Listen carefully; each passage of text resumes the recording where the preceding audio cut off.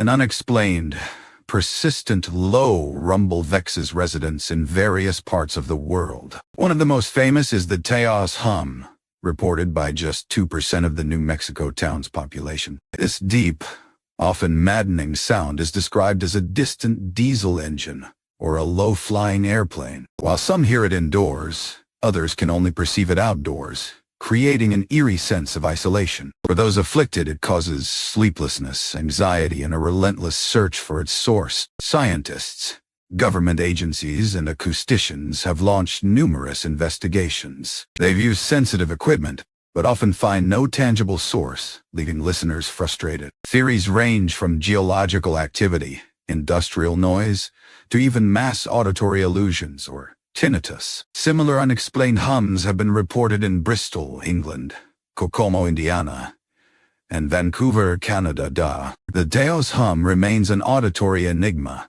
a hidden symphony only a select few can perceive.